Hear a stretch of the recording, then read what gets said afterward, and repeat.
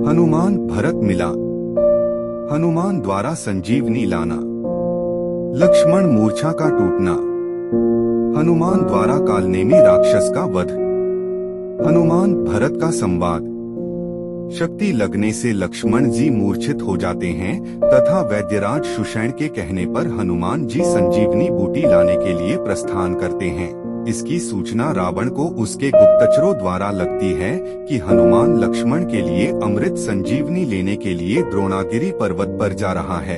यह सुनकर इंद्रजीत कहता है कि द्रोणागिरी पर्वत पृथ्वी के दूसरे छोर पर है, जहां से एक रात में संजीवनी लेकर लौटना असंभव है, तो हमें चिंता करने की आवश्यकता नहीं है पिताजी। लेकिन रावण कहता है कि इंद्रजीत, तुम शायद अब तक हनुमान की शक्ति को नहीं पहचान पाए हो। उस वानर के लिए कुछ भी असंभव नहीं है, इसलिए हमें एक प्रयत्न अवश्य करना चाहिए। तब रावण हनुमान को रोकने के लिए कालनेमी राक्षस के पास जाता है। कालनेमी राक्षस अत्यंत मायावी था, छल बल में उसका कोई मुकाबला नहीं था। इसलिए रावण कालनेमी के पास जाकर कहता है कि हनुमान द्रोणागिरी पर्वत पर लक्ष्मण के लिए संजीवनी बूटी लेने के लिए गया है। यदि वह है सूर्य उदय होने से पहले संजीवनी लेकर आ गया तो लक्ष्मण के प्राण बच जाएंगे और हमारे शत्रु जी उठेगा। तब रावण कहता है कि कालनेमी, तुम अत्यंत मायावी हो और छल करने में तुम्हारा कोई मुकाबला नहीं है। तुम्हें केवल इतना करना है कि किसी भी तरह करके तुम हनुमान को रास्ते में रोक लो, और अगर यह भी ना कर सको तो केवल इतना करो कि जिससे हनुमान सूर्योदय से पहले संजीवनी लेकर ना लौट पाए। रावण का आदेश मानकर कालनेमी तुरंत हनुमान को रोकने के लिए प्रस्थान करता है। हनुमान जी से पहले पहुंचकर वह बीच मार्ग में ही एक स्थान पर अपनी मायावी विद्या से एक कुटिया का निर्माण करता है तथा खुद एक ऋषि के वेश धारण कर लेता है। हनुमान जी को रास्ते में जाता देखकर कालनेमी श्री राम नाम का भजन करने लगता है, जिससे सुनकर हनुमान जी को जिज्ञासा होती है कि ऐसे दुर्गम स्थान पर श्री राम का कोई भक्त है जो कि उनका नाम से भजन कर रहा है। एक राम भक्तों की कुटिया जानकर हनुमान जी उससे मिलने के लिए नीचे जाते हैं और देखते हैं कि कुटिया के बाहर एक ऋषि महात्मा बैठे हैं और राम नाम का गुणगान करते हुए कह रहे हैं, राम जय जय राम, श्री राम जय जय राम, मैं तो राम ही राम पुकारो। हनुमान उन्हें प्रणाम करते हैं, पूछते हैं कि महात्मन, आप इस दुर्गम स्थान पर श्री राम के कोई भक्त मालूम होते हैं? तब ऋषि रूप धारण किया हुआ कालनेमी राक्षस हनुमान जी को अपने बातों में सम्मोहित कर लेता है और यह प्रदर्शित करता है कि वह बहुत बड़ा ज्ञानी है और वह सब कुछ जानता है। वह हनुमान को बताता है कि तुम संजीवनी लेने के लिए आए हो। उनके इन बातों से हनुमान जी बहुत अधिक प्रभावित होते हैं और उनसे पूछते हैं कि महात्मा, आपको यह कैसे पता? तब वह कालनेमी राक्षस कहता है कि मैं श्री राम का भक्त हूँ और उनकी महिमा से सब कुछ जानता हूँ और आपसे निवेदन करता हूँ कि आप बहुत दूर जा रहे हैं, इसलिए कुछ समय रुककर यहाँ पर विश्राम कीजिए। हनुमान जी कहते हैं कि उन्हें सूर्योदय से पहले संजीवनी लेकर पहुँचना है, इसलिए वह विश्राम नहीं कर सकते।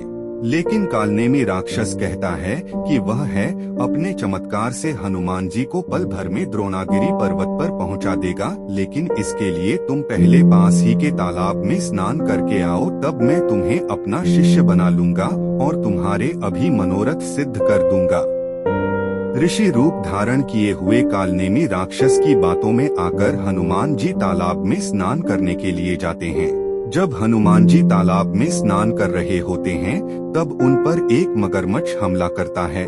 काफी देर मगरमच्छ से उलझने के बाद हनुमान जी के हाथों वह मगरमच्छ मृत्यु को प्राप्त हो जाता है और मरते ही उस मगरमच्छ के अंदर से एक स्त्री की दिव्य आत्मा निकलती है।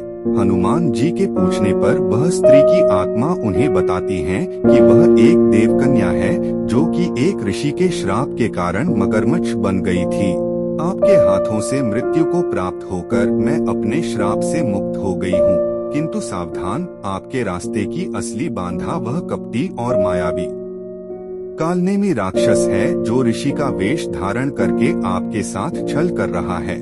वह कोई ऋषि नहीं बल्कि रावण का भेजा हुआ एक राक्षस कालनेमी है उसका परम उद्देश्य आपको उलझाकर आपका समय नष्ट करना है, ताकि आप संजीवनी लेकर सूर्योदय से पहले ना पहुंच पाए और लक्ष्मण जी के प्राण संकट में पड़ जाएं। यह सब जानकर हनुमान जी क्रोध में आकर उस कालनेमी राक्षस पर आक्रमण कर देते हैं और कुछ समय की झड़प के बाद वह कालनेमी राक्षस का वध कर देते हैं। कालनेमी राक्षस के कारण हनुमान जी का काफी समय नष्ट हो चुका था, इसलिए वह तीव्र वेग से द्रोणागिरी पर्वत की ओर बढ़ते हैं और कुछ समय पश्चात द्रोणागिरी पर्वत पर पहुंच जाते हैं, जहां पर उन्हें एक अद्भुत पर्वत दिखाई देता जो कि दिव्य प्रकाश से चमक रहा था। उसे देखकर हनुमान जी समझ जाते हैं कि यह वही पर्वत है जिस पर संजीवनी बूटी मिल सकती है। पूरा पर्वत दिव्या औषधीय गुणों वाली अनेक जड़ी बूटियों से भरा हुआ था, जिन्हें देखकर हनुमान जी को समझ में नहीं आ रहा था कि उनमें से अमृत संजीवनी कौन सी है। लेकिन वक्त की कमी होने के कारण हनुमान जी प्रतीक्षा नहीं कर सकते थे। तब हनुमान जी अपना विराट रूप धारण करते हैं और औषधियों से भरा हुआ वह पूरा पर्वत ही उठा लेते हैं और लंका की तरफ चल पड़ते हैं। संजीवनी बूटी लेकर जाते समय हनुमान जी के रास्ते में अयोध्या नगरी भी पड़ती है, जहां पर श्री राम का जन्म हुआ था। जब हनुमान जी अयोध्या नगरी के ऊपर से औषधियों का पर्वत लेकर गुजर रहे थे, तब उन पर अयोध्या के सैनिकों की नजर पड़ती है। अयोध्या के सैनिक हनुमान जी का विशाल रूप को देखकर यह समझते हैं कि कोई मायावी राक्षस अयोध्या पर आक्रमण करने के लिए आया है, इसलिए इसकी सूचना वह नंदीग्राम जाकर अयोध्या के राजा भरत को देते हैं। अयोध्या पर संकट देखकर भरत तुरंत चले आते हैं और देखते हैं कि एक विशाल वानर जैसा दिखने वाला कोई जीव पूरा पर्वत लिए जा रहा है।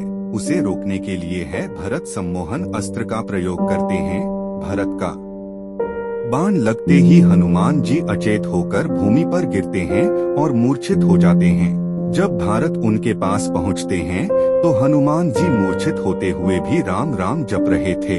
हनुमान जी को मूर्छा में भी राम नाम जपते देखकर भरत जी को यह आभास हो जाता है कि ये निश्चित ही कोई राम भक्त हैं, जिस पर बाण चलाकर उन्होंने घोर पाप किया है। अपने कार्य पर पश्चाताप करते हुए भरत हनुमान जी को जगाने का प्रयास करते हैं।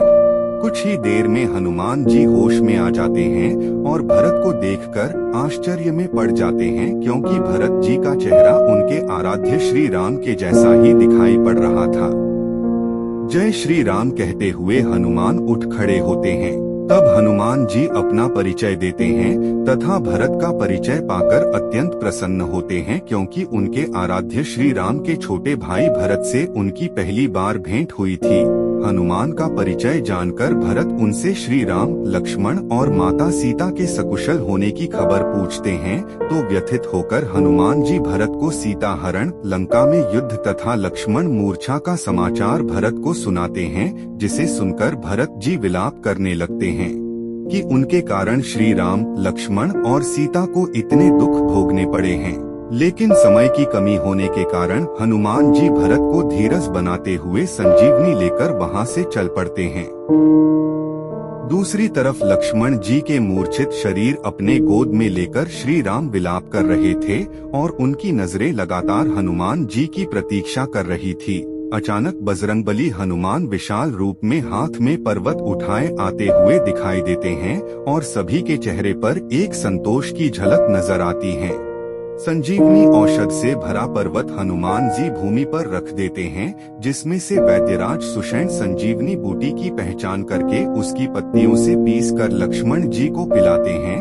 कुछ ही समय बाद लक्ष्मण जी पूर्ण रूप से चेतना में आ जाते हैं और उठ खड़े होते हैं। लक्ष्मण जी को ऐसा देखकर श्री राम और पूरी वानर सेना हर्षोल्लास से भर जाती है। सारी वानर सेना में जय जय श्री राम के नारे लगने लगते हैं।